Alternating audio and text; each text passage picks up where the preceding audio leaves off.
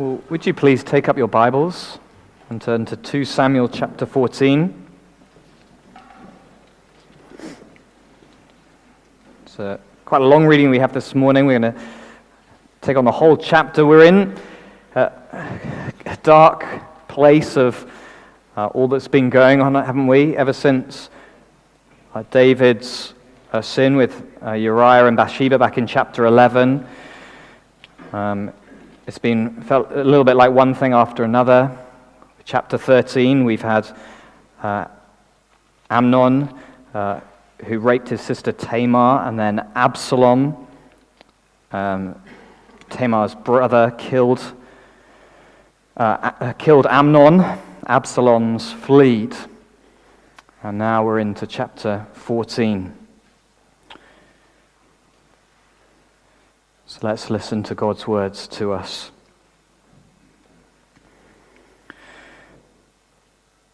Now Joab, the son of Zeruiah, knew that the king's heart went out to Absalom, and Joab sent to Tekoa and brought from there a wise woman and said to her, "Pretend to be a mourner, put on mourning garments, do not anoint yourself with oil, but behave like a woman who has been mourning many days for the dead. Go to the king and speak thus to him." So Joab put the words in her mouth. When the woman of Tekoa came to the king, she fell on her face to the ground and paid homage and said, "Save me, O king." And the king said to her, "What is your trouble?"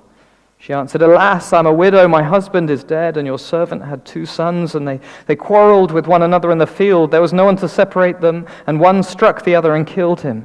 Now the whole clan has risen against your servant, and they say, 'Give up the man who struck his brother, that we may put him to death for the life of his brother whom he killed.' And so they would destroy the heir also. Thus they would quench my coal that is left and leave to my husband neither name nor remnant on the face of the earth." Then the king said to the woman, "Go to your house, and I will give orders concerning you." And the woman of Tekoa said to the king, "On me be the guilt, my lord the king, and on my father's house. Let the king and his throne be guiltless." The king said, "If anyone says anything to you, bring him to me, and he shall never touch you again." Then she said, "Please let the king invoke the Lord your God, that the avenger of the blood kill no more, and my son be not destroyed." He said, "As the Lord lives, not one hair of your son shall fall to the ground." Then the woman said, "Please let your servant speak a word to my lord the king." He said, "Speak." And the woman said, "Why then have you planned such a thing against the people of God? For in giving this decision, the king convicts himself, inasmuch as the king does not bring his banished one home again. We must all die. We are all like water spilled on the ground, which cannot be gathered up again. But God will not take away life, and he devises means so that the banished one will not remain an outcast. Now that I've come to say this to my lord the king, because the people have made me afraid, and your servant thought, I will speak to the king. It may be that the king will perform the request of his servant. For the king will hear and deliver his servant from the hand of the man who would destroy me and my son together from the heritage of God. And your servant thought, the word of my lord the king will set me at rest. For my lord the king is like the angel of God to discern good and evil. The Lord your God be with you." Then the king answered the woman, "Do not hide from me anything I ask you." And the woman said, "Let my lord the king speak." And the king said, "Is the hand of Joab with you in all this?" The woman answered and said, "As surely as you live, my lord the king, one cannot turn to the right hand or to the left from anything that my lord the king has said. It was your servant Joab who commanded me. It was he who put all these words in the mouth of your servant. In order to change the course of things, your servant Joab did this. But my lord has wisdom, like the wisdom of the angel of God, to know all things that are on the earth." Then the king said to Joab, "Behold now, I grant this. Go, bring back the young man Absalom." And Joab fell on his face to the ground and paid homage and blessed the king. And Joab said, "Today your servant knows that I have found favor in your sight, my lord the king, and that the king has granted the request of his servant." So Joab arose and went to Geshur and brought Absalom to Jerusalem. And the king said, "Let him dwell apart in his own house. He is not to come into my presence." So Absalom lived apart in his own house and did not come into the king's presence. Now in all Israel there was no one so much to be praised for his handsome appearance as Absalom. From the sole of his foot to the crown of his head there was no blemish in him. And when he cut the hair of his head, For at the end of every year he used to cut it. When it was very heavy on him, he cut it. He weighed the hair of his head, 200 shekels by the king's weight. There were born to Absalom 3 sons and 1 daughter whose name was Tamar. She was a beautiful woman. So Absalom lived 2 full years in Jerusalem without coming into the king's presence. Then Absalom sent for Joab to send him to the king. But Joab would not come to him, and he sent a second time, but Joab would not come. Then he said to his servant, "See, Joab's field is next to mine, and his barley there. Go and set it on fire." So Absalom's servants set the field on fire. Then Joab arose and went to Absalom at his house and said to him, "Why have your servants set my field on fire?" Absalom answered Joab, "Behold, I sent word to you, come here, that I may send you to the king to ask, why have I come from Geshur? Be better for me to be there still. Now therefore, let me go into the presence of the king, and if there is guilt in me, let him put me to death." Then Joab went to the king and told him, and he summoned Absalom. So he came to the king and bowed himself on his face to the ground before the king, and the king kissed Absalom. This is God's words to us. Now, 2 Samuel 14. It's quite a chapter, isn't it? A whole chapter about getting Absalom back on the scene. And it's strange, isn't it? There's lots of ups and downs and twists and turns as we go along. But in the midst of it all, it is a story that's asking us to do a bit of self-reflection. Asking us to think personally what kind of people we want to be. And also corporately, what kind of church do we want to be? Because we can have great aims for God's church and for this world. You know, we'd love to see people saved, to see growth of God's kingdom, a wonderful unity of God's people, a thriving ministry. We'd love to see results. And the things we long for can be good. But 2 Samuel 14, it gets us to do a bit of a health check and make us think, well, how do we get there? What kind of lives are we going to live? What kind of ministries and leaders are we going to have, even with those results in view? Because the temptation for us is to have the results as the only focus. To not ask the question at all of how. It doesn't matter how, we're just aiming for the top. And that's the focus, actually, of the chapter. Go for results. Because at the start of the chapter, we've got a problem that needs solving. Absalom, David's son, he's in exile because he's murdered his other brother Amnon for raping his sister Tamar, as I said. It's an absolute horrific mess. It's a mess for the family, but it's also a mess for the kingdom. To have a stable kingdom, you need clear kings, clear successors to the throne, and having Absalom separate brings ambiguity to the whole situation. And then by the end of the chapter, verse 33, then Joab went to the king and told him, and he summoned Absalom, and he came to the king and bowed with his face to the ground before the king, and the king kissed him. It's success. Absalom's back, and he's seemingly reconciled to David. All good, result. It doesn't matter how we got there, we got there. And that's our temptation in church and as individuals, to do whatever brings results, whatever the means or the cost. And we can see it across the church. You know, we can see it on the big scale. It's like a mega church investing massive amounts of cash into their social media presence, just to increase their popularity, and the pastor only preaches on certain kinds of sermons, and there's not much gospel. Or perhaps we see it on the small scale. You know, I recently heard of a church I know not willing to talk about certain cultural issues because they knew it'd be unpopular with their members and they might leave. And as we'll see, it's not just a temptation out there, but it's a temptation here for us as a church and us as individuals. And we've got to ask ourselves, well, what kind of people do we want to be? Because this chapter actually leaves us with a haunting question. When results are all that matter, how deep do they actually go? How lasting are they? Are they the results we were actually aiming for? Because throughout this chapter, and at the end especially, there are clues that not is all as it should be. Even that last verse, Absalom falls on his face, but it's like a servant would, like Joab had done, like the woman from Tekoa had done, not like a son. There's no weeping as father and son are reunited after many years, and perhaps this is just an awkward kiss of a king reinstating him. And then chapter 15 awaits. And you can see the title to it. It's got a condemning verdict on it all. Absalom's conspiracy.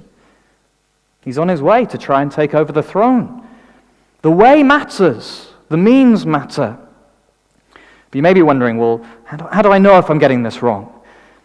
Well, this chapter is going to show us 3 different ways of getting it wrong. 3 worldly tactics, worldly schemes. And there are 3 ways in 3 people. In Joab, and then in David, and then in Absalom himself. And as we see them, it calls us to examine ourselves, as I said. What kind of people are we going to be? Are we going to be like them? Or do we trust God's way, with Him by our side every step of the way? So what goes wrong? Let's have a look. Well, firstly, we get Joab's lying manipulation. Joab's lying manipulation. So as we've said at the start of the chapter, Absalom, he's in exile. And it says, the king's heart went out to Absalom. Now, although that sounds positive, actually it's a bit ambiguous there. Is he just thinking about him? Is he actually against him? Given the length Joab then goes to, it would suggest it's definitely not overly positive. But whatever quite is going on with David, Joab, then it hatches this extraordinary plan. This is politics at its most devious, a chief advisor of the king using some interesting tactics. I'm sure much similar as perhaps happened in Holyrood and Westminster. But he sends for this wise woman, and he gets her to do some acting. She's to pretend she's been mourning for her son, to head to David to ask for help. And then we get one of the longest conversations in the book, and she tells him this story. I don't know if you picked up on it. She's a widow. She's got 2 sons. One strikes the other, and he dies. The family, they're in uproar and want him punished for his crime. Now, their motivation of the family is a bit suspect. They want to get the heir, perhaps so they can prosper from the whole affair. But that would leave the woman alone and destitute as a widow. And it's a story to pull at the heartstrings, a story to persuade David to act. Now, David seems to come down on her side, but doesn't say enough for Joab's plan then to kick in. Verse 8, it's a bit ambiguous. Go to your house, I'll give orders concerning you. It's a classic politician's answer. He's not really committing. And so the woman pushes a bit harder. And this time he says, verse 10, okay, if anyone says anything to you, bring him to me, and he shall never touch you again. But again, she needs more, so she pushes again. And finally, he says, verse 11, as the Lord lives, not one hair of your son shall fall to the ground. There it is, David's complete alignment with the son, his word of protection for the son who's done wrong, and now the woman, on Joab's behalf, moves in for the kill. It's like a cunning journalist. Her questions have got her to the point of striking. And verse 13, in giving this decision, the king convicts himself, inasmuch as the king does not bring his banished one home again. There's the issue. If he sided with her son, who's killed his brother, why has he not sided with Absalom, who's killed his brother? Point made. And then here we see her cunning. She quickly retreats. She moves back to her own ploy and throws in some wonderful compliments just to cover her back. Verse 17, for my lord the king is like the angel of God to discern good and evil. The Lord your God be with you. Now David's no idiot, is he? And he sees what's gone on. He realizes Joab's hand in it all, and he summons Joab and then gives in. Verse 21, behold now, I grant this. Go back to the young man, Absalom. And Joab's scheme, his tactics, they've got the result he wanted. And it's a puzzling little incident, isn't it? A puzzling story, especially because it's framed with this woman being called wise, and it all sounds very wise. And I think what's also interesting, it has a familiar feel to it. It feels a lot like what Nathan did when David had sinned with Bathsheba and Uriah. If you remember, Nathan went to the king. He went to the king with a story. He then showed how the story related to David, and David was convicted. Well, is that what's going on here? Just another of those kind of things? Well, yes, it might feel the same, but actually it's quite different. Because this is lying manipulation, not the word of God from a prophet of God. Right from the start we see that. If we think back to Nathan's story, it was clearly told as a story. He said back in chapter 12, there were 2 men in a certain city. That's how he starts this story. It's clearly vague because it's made up, and that's okay. It's portrayed as a story. But here, Joab just straight lies. She's to pretend to be mourning. The whole story is portrayed as real, and then rather than being a clear link between the story and David's situation, the woman's story manipulates the issues to make it seem not quite as it really is. It's clever, it's cunning. The way she tells about her sons fighting, you're not quite sure if it's murder or manslaughter or not. They quarreled and one struck the other and killed him. Did he mean to? We don't know.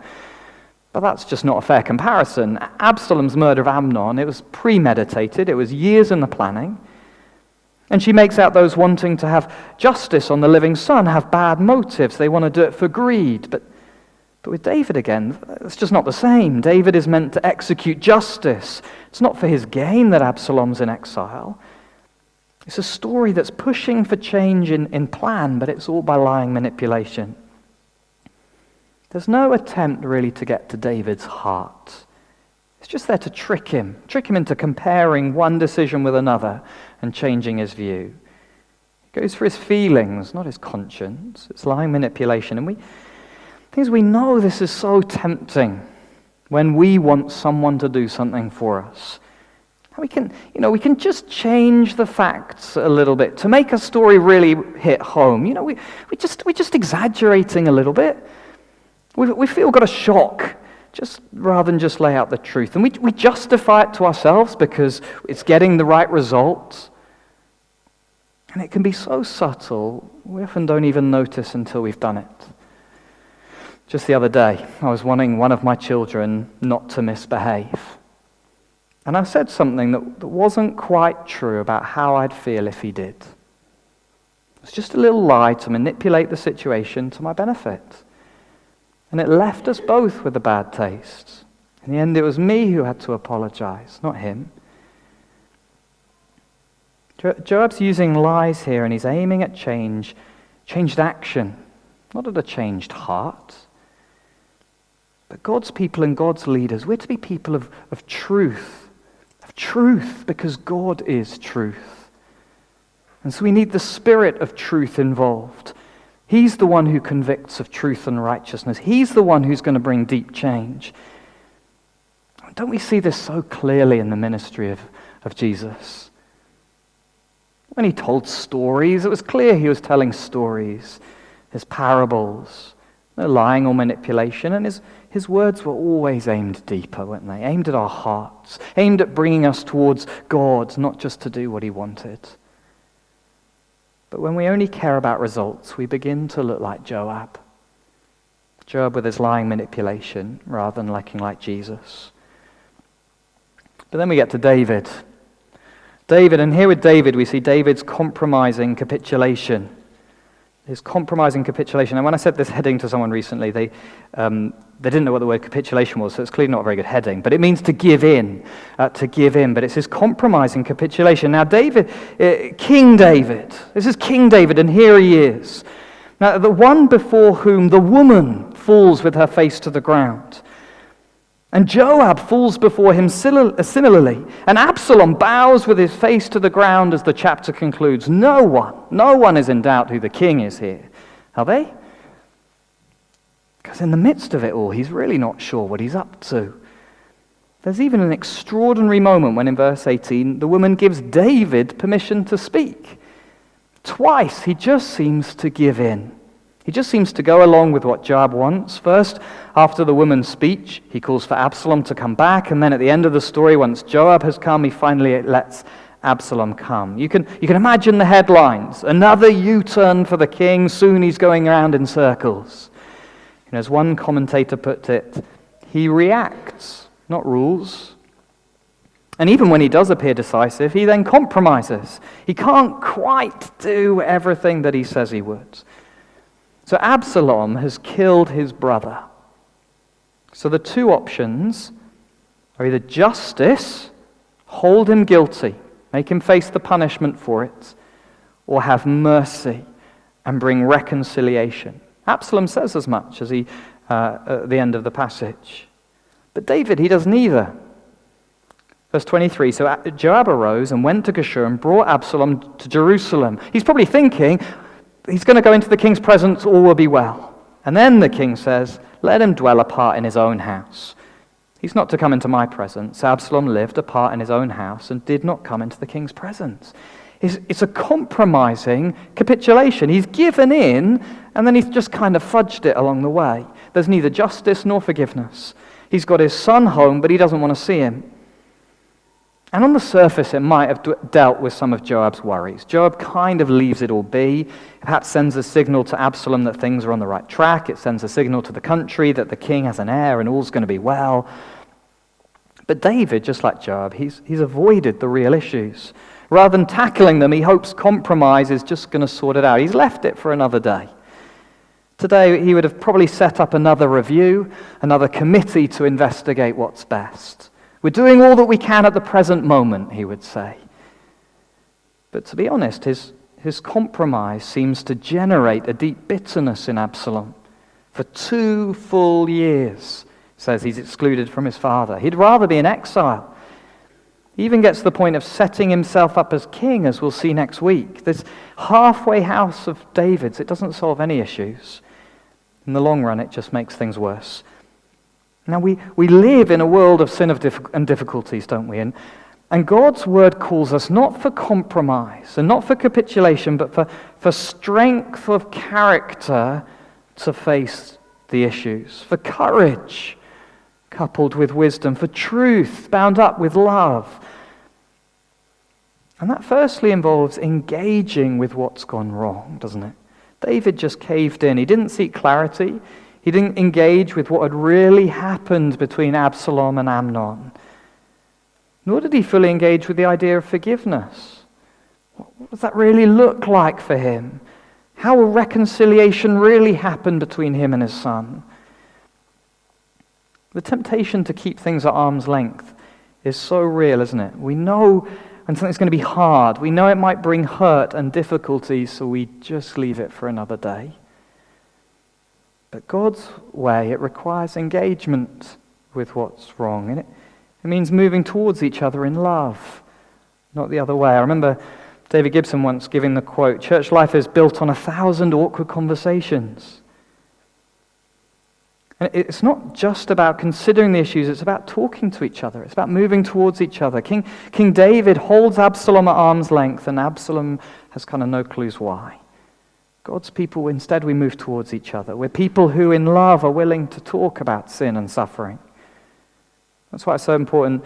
David preached on Amnon and Tamar the other week. We've got to be okay with really hard topics and talking about them in love and honesty.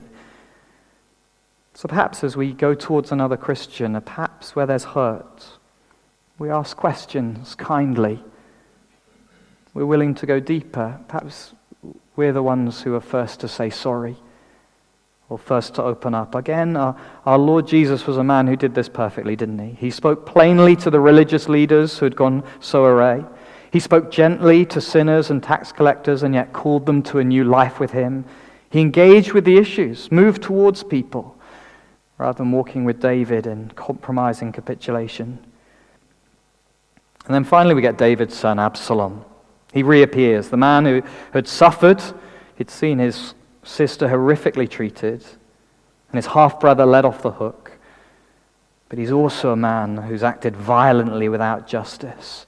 And here we see more of that kind of action. Here we have Absalom's ungodly aggravation, his ungodly aggravation. Now, he steps into the frame, and the writer, I don't know if you noticed, gave us an extraordinary introduction to him.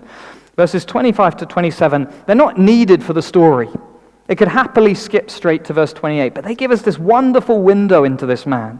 Here was a man who was praised for his good looks, a popular man, a man who was known for his luscious locks. He even cut it off and weighed it.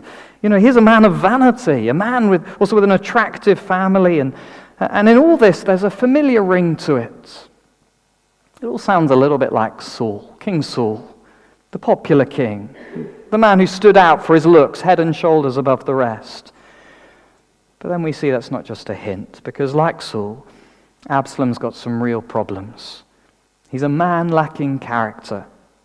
We've already seen him murder his own brother, And now he sits at home. He's humiliated that he's never been called to his father. He's clearly angered, clearly frustrated by what's gone on, and he even wishes he was back in exile. And he's so used to getting his own way that when Joab doesn't answer, perhaps Joab's keeping his head down since things haven't quite gone as planned, but then Absalom just takes a violent approach. He just goes for force, ungodly aggravation. Verse 30, he said to his servant, "See, Joab's field is next to mine, and he has barley there. Go and set it on fire."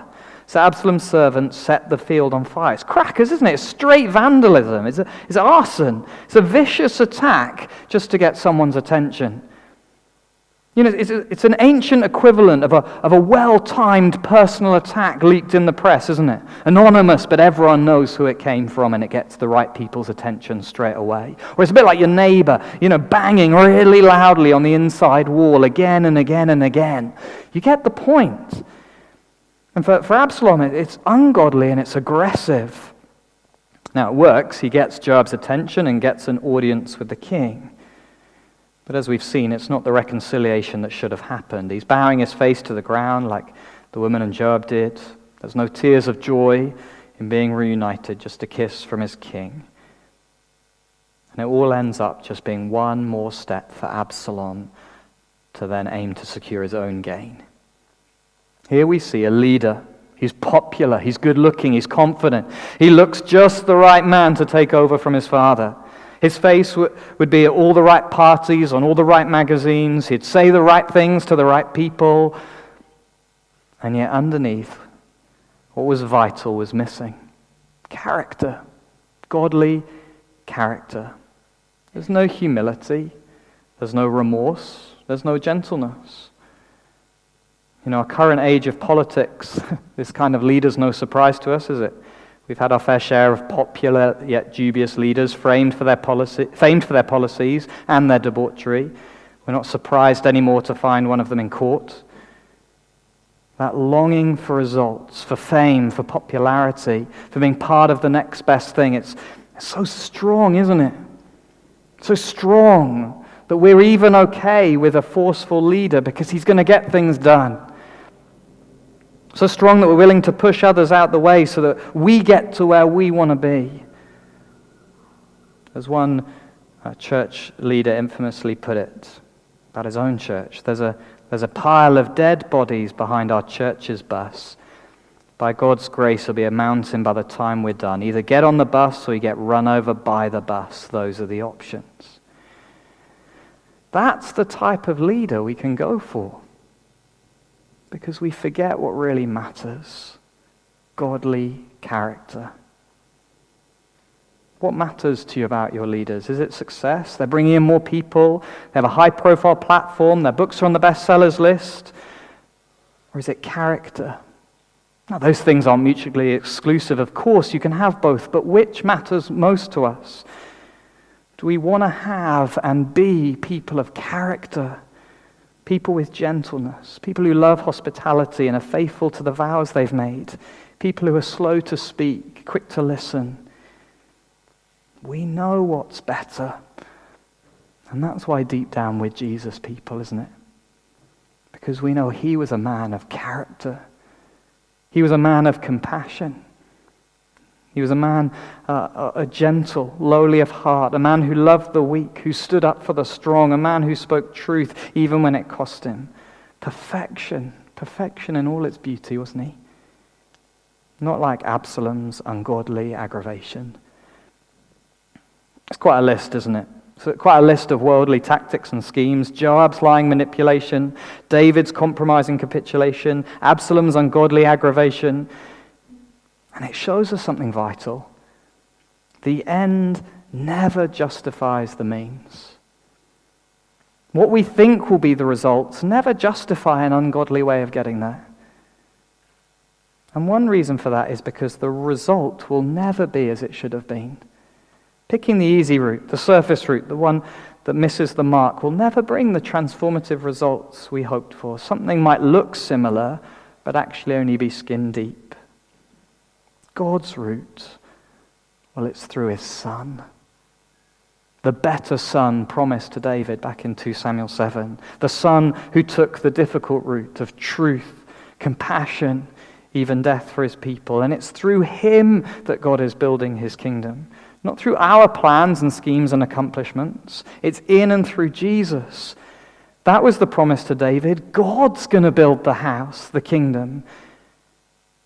And so it's only with Jesus will God's kingdom grow properly and really. Only with him will we see the vine grow and bear fruit. It's his word and spirit. That's his means. That's his way of doing things. And as he is at work, so we might start to look more like him.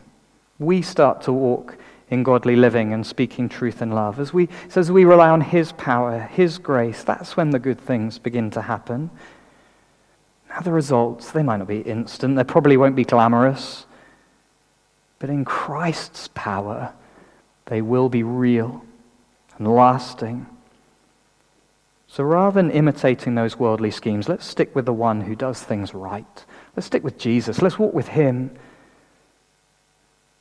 Because as the book of Hebrews puts it, for it was indeed fitting that we should have such a high priest, holy, innocent, unstained, separated from sinners, and exalted above the heavens. Amen.